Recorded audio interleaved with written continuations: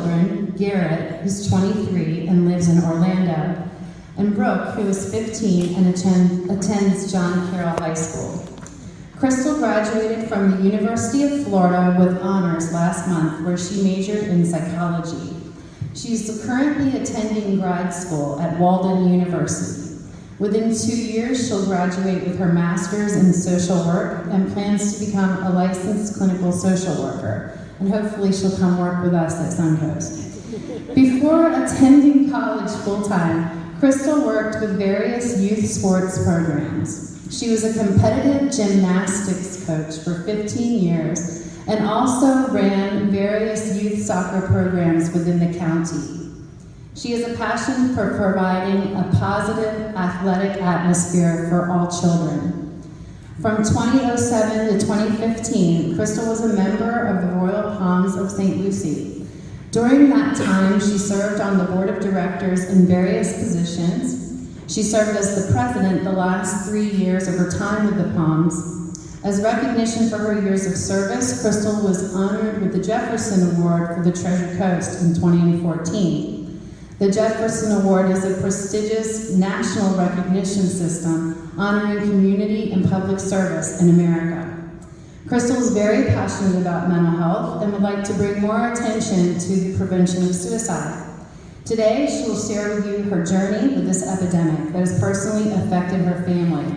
Crystal is a very close personal friend of mine, and I think it takes a lot of guts to get up here and share your personal story, so please welcome Crystal.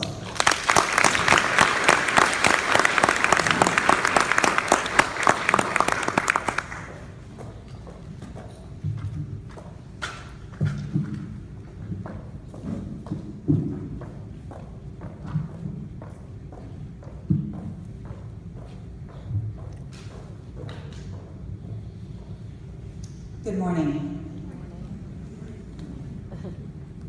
I want to thank Suncoast for having me here.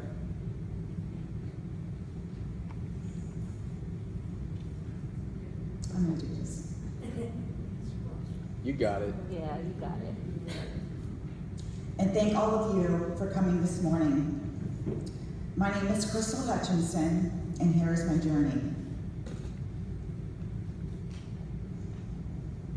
My parents, Debbie and Charlie, married and started a family very young.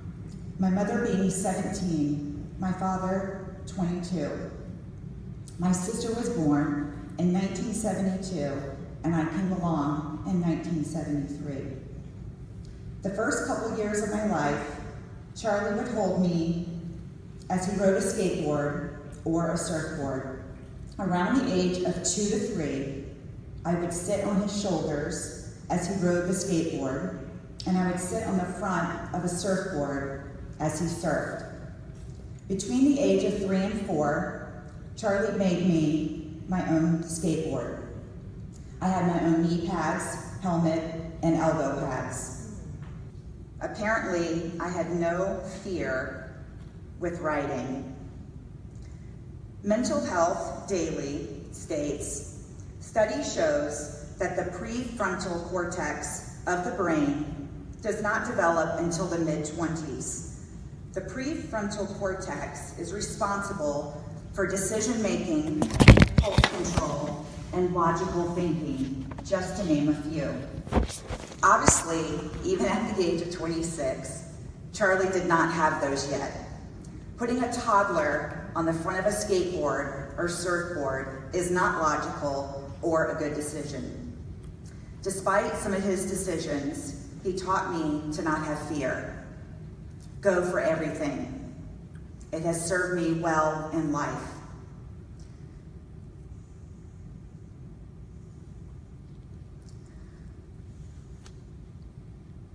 Christmas of 1977, Santa brought me a shiny blue bicycle.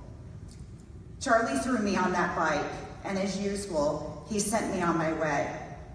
There were no training wheels. He did not believe in those. Be brave. I still remember that little blip.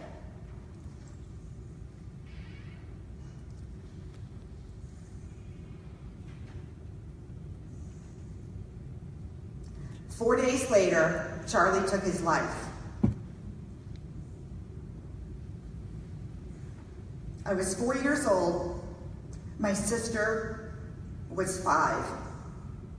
My mother was only 22 years old. My father was 26. The morning he passed, Charlie came into the bedroom and kissed my sister and I goodbye. A little while later, my sister and I left with our mother to run some errands and pick up her paycheck from work. When we returned, my mother found him in the garage. Charlie had taken his life with a gun. There are only 2 things I remember about that day. Charlie giving me a kiss goodbye and pulling up into our driveway, my mother telling my sister and I to stay in the truck. What I did not know until a few years ago, Charlie had called my mom at work and he told her what he was going to do. She pleaded with him. From what I understand, there were some issues between the 2 of them. I also believe he suffered from some type of mental illness. I absolutely have no memory of the days, weeks, and the months that followed. I don't remember asking about him. Charlie was never spoke of in our home, which is why over the years, I have carried this sense of wanting to know more about him. There was this piece that was missing, a piece that needed to be filled because I believe that I am like him. My mother was so angry at Charlie for leaving our family, and unfortunately, she carried that anger and neglected how we should feel and have been able to feel about him and to be able to celebrate him. My mother met my stepfather a year or so after Charlie passed away.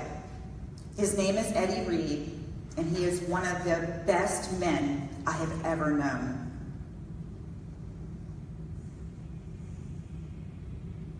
The other is my husband,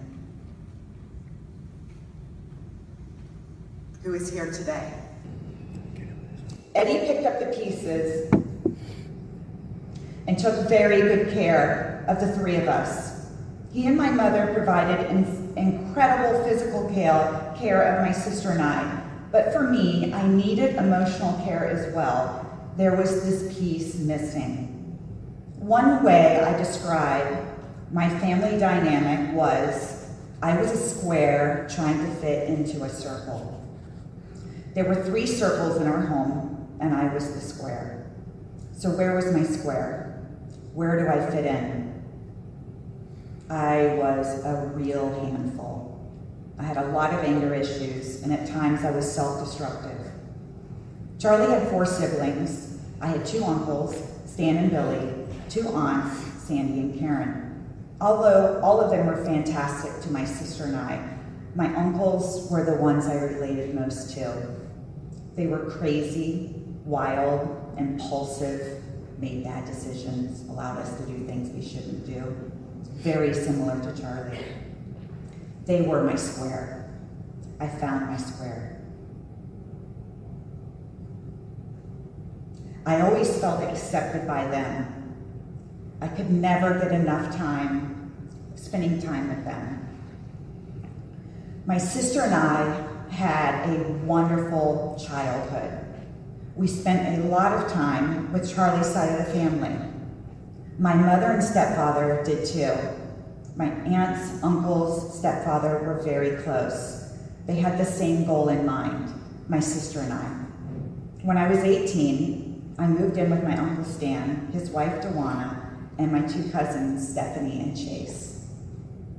Stan was only 12 years older than me, so we were very close and we could relate. After moving in, our bond became even stronger. Stan and I spent countless hours laughing, sharing stories, and also emotions about how we felt about the loss of Charlie. Stan always used the word hero when he spoke of my father. So did my Uncle Billy. Charlie was the oldest sibling, and his two younger brothers thought he walked on water. Oftentimes, when they watched him surf, they claimed he did walk on water. So this is him skateboarding. And you can see the crowd lined up on the street just watching him do something absolutely crazy. Just a close-up shot. And he's there. You see, Charlie at that time was one of the best athletes in Fort Pierce. He not only was a phenomenal skateboarder, he could surf like no other. Stan and I would stay up all night talking about life in general. Our phone calls were never a few minutes long. Our visit would end with us saying goodbye for almost an hour. So would our phone calls. I do not think I have ever laughed as much as we did. He was so funny, probably one of the funniest men I have ever met.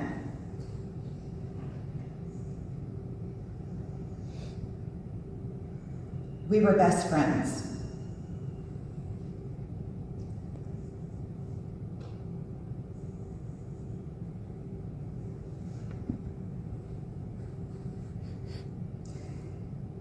He was my best friend. Stan owned his own screen and aluminum company. Once he completed fire school, he was hired right away by the St. Lucie County Fire Department.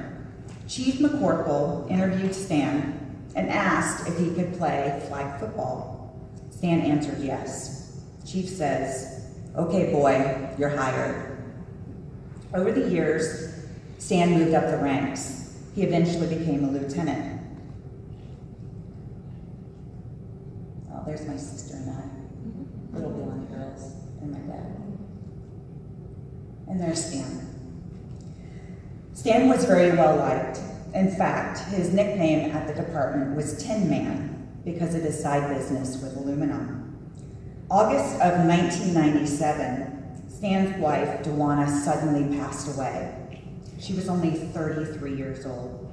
My cousins were aged 10 and 7. Dewana contracted a virus that attacked all of her organs. Her heart was the last to go. She had not been feeling well for a couple of weeks, but she had some trips planned, so she kept ignoring her health. As you can imagine, Stan and his children were absolutely devastated by her passing. We all were. He was lost. He did not know how he was going to be without his love, the mother of his children. He worked 24 hours every third day. Who would care for his children? He refused to go back to their marital home, so where were they going to live? Stan started dating a lady about 6 months after my aunt passed away. She was less than great and not positive for Stan or my cousins. A little over a year of them dating, she decided to move to another city so she could be with her daughter. She and my uncle at that time had a very unhealthy relationship. As selfish as this sounds, I was happy to see her go. I was ready to spend more time with my uncle and my cousins, and I knew her leaving was best for everyone. I hadn't talked to him in a couple of weeks before she was supposed to leave. This relationship took a real toll on him. The stress of losing his wife 2 years prior, trying to raise his children, being a lieutenant at the fire department. In April of 1999, Stan was a part of the team at the fire department that fought the fires in Port St. Lucie, where 40 homes were lost. He endured so much in 2 years. On the afternoon of Tuesday, August 31st,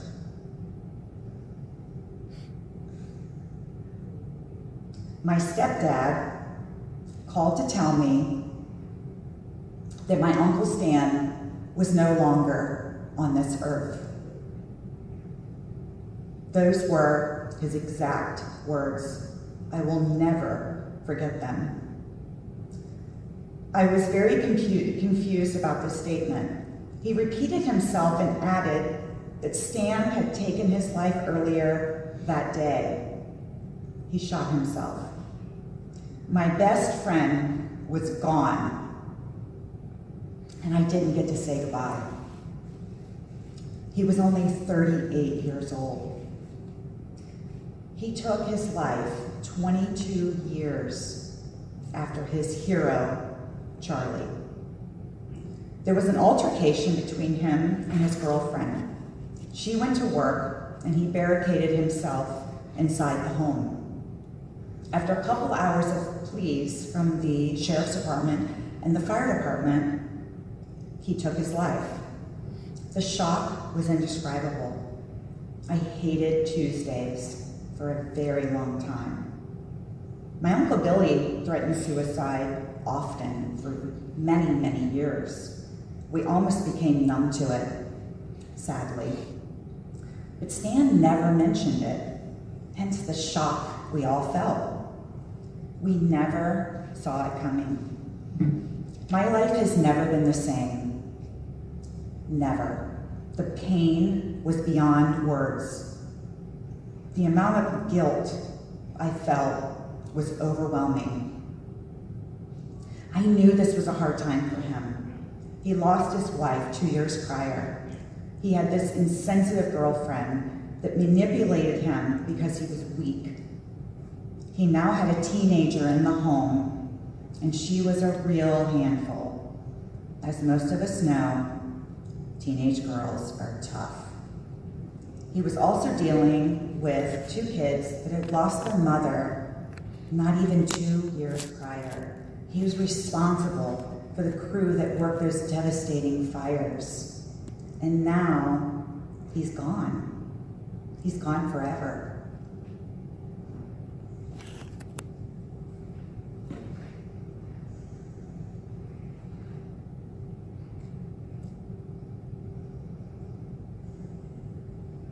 My best friend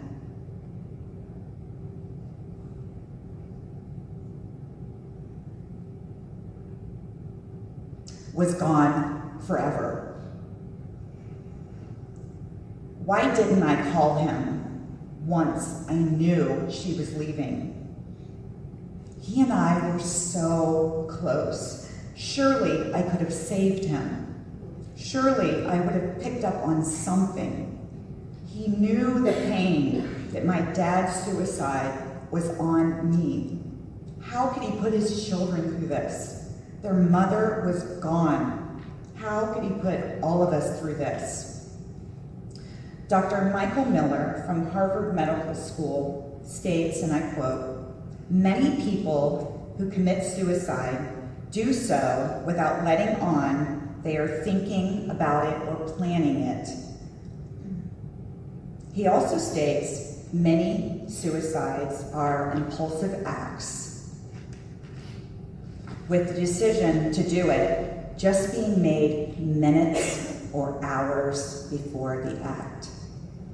I believe this was the case with Stan. At times, I also believed this was the case with Charlie. You really can't convince me otherwise. Soon after Stan's passing, some of his firemen colleagues mentioned there was a change in Stan at work. He was still jovial, but there was still a change. He was different. He drank Diet Mountain Dew the entire shift of 24 hours, even throughout the night. His crew would get up in the middle of the night to go on a call, and Stan would be sitting in the recliner, wide awake. His children saw changes in him, but they were too young to understand. His daughter mentioned he began to drink a lot. My uncle never drank alcohol. As society has progressed, We are learning more and more signs to look for, but we still don't always catch the signs. If I knew then what I know now, I could have been more proactive. I am not sure it would have made a difference, but at least I could have tried.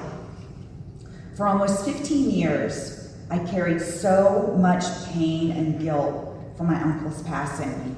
At times, it was unbearable. Each and every time I would hear of someone committing suicide, I became paralyzed. Even if I didn't know the person, I remember when Robin Williams took his life. I was a mess, and I didn't know him. I began therapy a few years ago and have grown tremendously. I have been able to release a lot of pain from my heart. You see, I never had therapy growing up. It just wasn't a thing that our generations did or our parents did. The guilt has gotten so much better, but I don't know if I will be able to let it go completely. I am at a happy place with the guilt. 3 years ago, I could barely get the words out of my mouth. And here I am today, telling you my journey.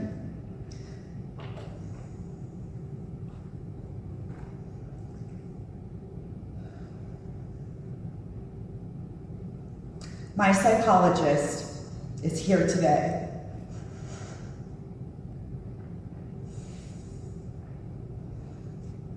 I owe her so much. I hope to pay it forward one day. I have learned more and more about suicide because of her. My best friend is also here today. Stan's passing opened up so many deep wounds that I had no idea existed. When we speak of trauma and how it affects children, we are ignorant about how they recover. So today, I am not only here to share my story, I want to tell you how we also need to talk about prevention. We can give statistics on the after the fact. We can talk about the person who is at risk for suicide, but what we aren't talking about is the loved ones who are left behind. They are at a very high risk of this tragedy. As Susan Scuddy says, and I quote, "People bereaved by the sudden death of a friend or family member are 65% more likely to attempt suicide if their loved one died by suicide rather than natural causes." That is a huge number. So when I look at this statistic, it is evident to me we need to talk more about the different aspects of prevention. I am a part of that statistic twice. I have never thought of suicide. It has never crossed my mind. I have been through some very, very difficult times in my life, but suicide was never a thought. I feel very fortunate. The 4 children that were victims in these 2 suicides were never a part of therapy. The event happened, and we were expected to just carry on. When I was 22 years old, I worked for a local pediatrician. We had a family come in. The father had committed suicide a couple of days prior. I remember like it was yesterday. The mother and the grandmother brought the 2 little boys into the office. The kids were about the age of my sister and I when our dad passed. One of the adults in the room said, "The children will be fine. They're resilient." I was astounded. I did not know much about the psychological effects of suicide, but I knew well the pain that it caused. I quickly said they should not discount the effects this will have on the boys. So I'm standing here today, and offering a different perspective of prevention. In no way am I saying or discounting the prevention message that has already been shared today. I want us to work on the loved ones who are victims. At the age of 40, I went back to school to obtain a college degree. I have chosen the mental health path because I am very passionate about it. The loved ones who are left behind because of trauma are what drives me to be involved. So what can we do? If you know of someone who has lost a loved one to suicide, don't be afraid to talk to them. Try your best to encourage getting them help and sorting out their feelings. If you see them going through stress in their life or a behavior change, do not be scared to intervene and ask some very uncomfortable questions. Have you thought about hurting yourself? Do you have the means to carry this out? Do you have a gun in the home? When is the last time you saw your mental health counselor? This conversation doesn't necessarily stop after the newness of the loss. This needs to be forever, for the rest of their life. I have also learned if a person's hero commits suicide, they are likely to imitate. And I believe that with my Uncle Stan. I have also learned that the person truly believes that this world is better without them. The family is better without them. Okay, so let's talk about the children. Trauma in a child's life has an exponential response as they age. Remember that 65% statistic we talked about earlier. If trauma is not addressed and at an early age, we are not doing the child any justice. The chance of them turning to drugs, alcohol, or making unhealthy choices could trigger them to want to end their life. For the children involved, it needs to be addressed in a different way. They need to be a part of counseling early on, even if they don't understand why they are there. If any of you have ever watched the show Intervention, you will know what I'm talking about. I am obsessed with that show. The first 10 minutes of the show is the story of the individual's struggle with drugs, and it shows the addict using the family dynamic and who is enabling the addict. After that, the pictures of their childhood come up. The family members talk about what a cute baby they were, what sports they played, how they did in school, did well, so and so and so. And then boom, they share what traumatic event the child went through. I always wait because I know that it's coming. It could be molestation, the loss of a parent, divorce, the loss of a sibling, etc. The traumatic event came and went, and the child was forgotten. Well, guess what? The child that is now an adult is no longer forgotten. The pieces that can be picked up when they are children, but those pieces are a whole lot bigger once they become an adult.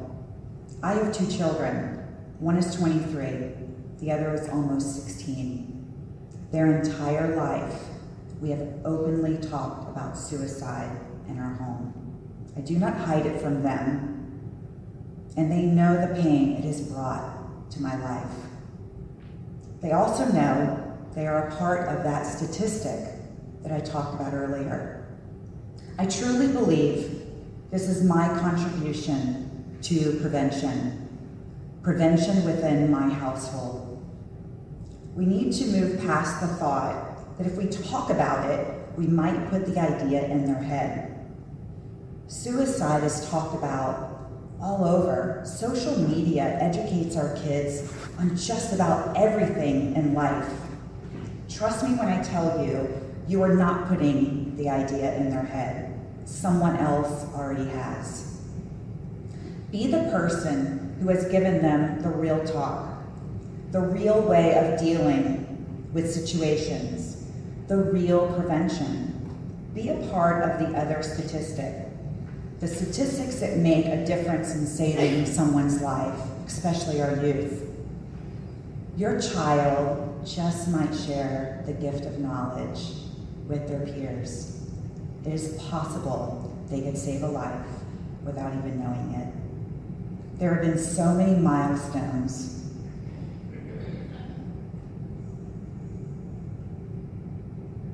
I have had in my life. There is not one milestone that happens that I do not think of Charlie. When I graduated high school, as soon as I turned the corner to walk the stage, I saw my entire family. I became very emotional because Charlie was not there. I cried uncontrollably. My classmates thought that I was emotional because we were graduating. I could not share why I was crying. They just wouldn't have understood. When my son was born and my daughter were born, when I married the love of my life, it was no different. A couple of years ago, I was able to say, I forgive him. And it lifted so much off of my heart. I was no longer angry. I graduated from college last month, and for the first time, as I turned the corner to walk that stage, I smiled.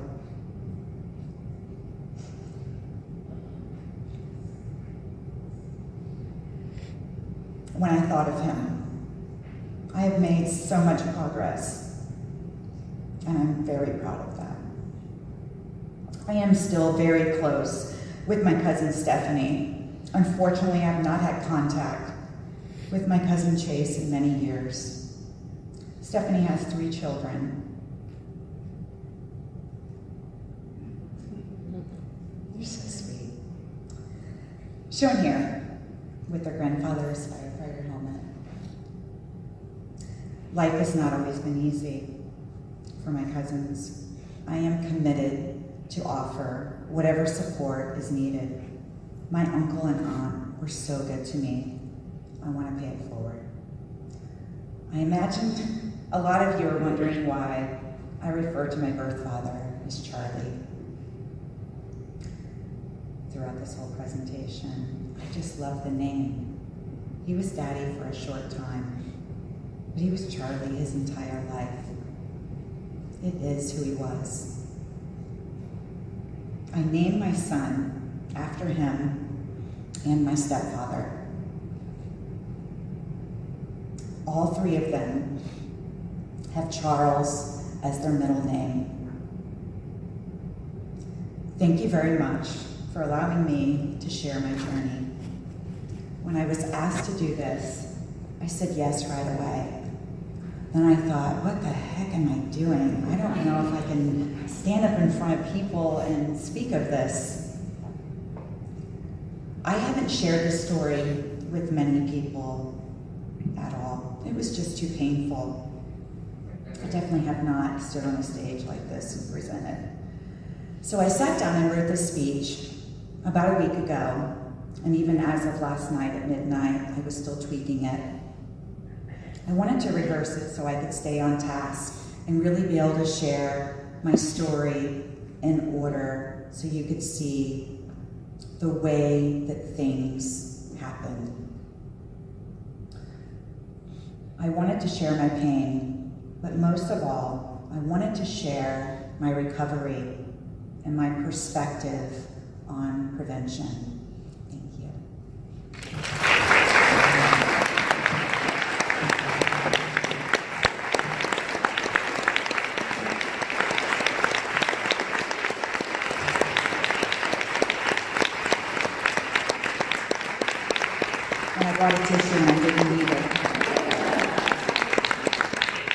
Yay.